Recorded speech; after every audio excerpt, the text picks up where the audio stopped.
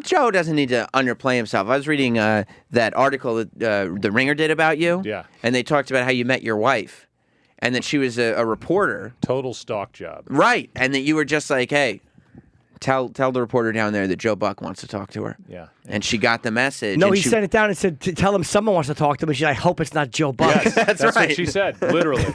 And the guy, the go-between, said, why would you say that? She goes, I don't know. I've never heard anything bad about him. He just looks like a smug, arrogant jerk. Yeah. Why do people think that about you? That became a metaphor for your career, right? It did. Yeah. I mean, that's kind of what I deal with. Yeah. And that's why I wrote a friggin' book. Right. It's like, here, I'm not the smug, arrogant jerk that you think I am. It's why I called it Lucky Bastard. I am a lucky bastard. But why do people think that? I think because of my style on TV, and I do baseball, and every baseball fan wants to hear their hometown guys, and I'm the national guy, and so they get pissed no matter what you say. And then I guess my style comes off like I think I'm bigger or better than the game. It's actually the other way around. I try to talk, get out of the way, and let the game go. I never got the impression, the only announcer, as a Yankee fan, I always thought Joe Morgan didn't like the Yankees. And then someone's like, yeah, because the Big Red Machine, he doesn't like that the late 90s Yankees are being compared to the... But that's the only time I ever felt that. I never got the impression that you were pro. Well, people in New York are like, I go around, why do you hate the Yankees? I did a thing for Funny or Die on that, where people are MFing me everywhere I go.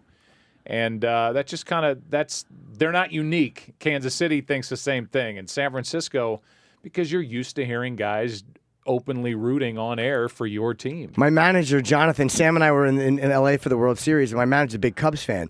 And whenever you would talk, he'd be like, he hates the Cubs! Yeah, Right. especially when the Cubs were down, by the way. When the Cubs were down, he'd be like, oh, Joe fucking Buck, he's talking about the Cubs again. He hates them. Right. Listen, he's not talking about the Cubs as enthusiastically. Right. He's It's so biased, and then ridiculous. his wife would just try to be nice, like, oh, yeah he's biased. So Yeah. Well, I think maybe, I could be wrong, the bias is in the ear of the listener more than it is. Right.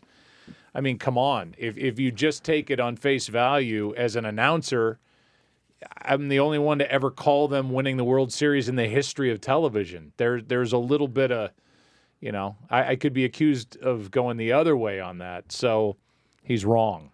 Tell him, is he your manager? He's my comedy manager, yeah. He sucks. It's so interesting, though. And I feel like, reading the book and reading about you, like the criticisms and the stuff people say about you, like they have a pretty deep effect on you. Like it seems like it hits you. I think it's death by 1,000 cuts. Once you get it enough. But here's the thing. In person, people are great. Even in New York, they go, you hate the Yankees. No, I don't. Okay, what shot you drinking? So then they'll buy you a shot. And I think you kind of get looked at as a thing, and it's like kill the messenger. Like you just said, when the Cubs aren't playing well, they're down 3-1. I sound like I hate the Cubs because I'm screaming and yelling for the Indians, but then they get mad because I turn around and start screaming for the Cubs when they come back in the series. So yeah, I think I'm too thin-skinned, and I'm trying to get better at that. I go to therapy for that. You do? Hell yeah. How often do you go?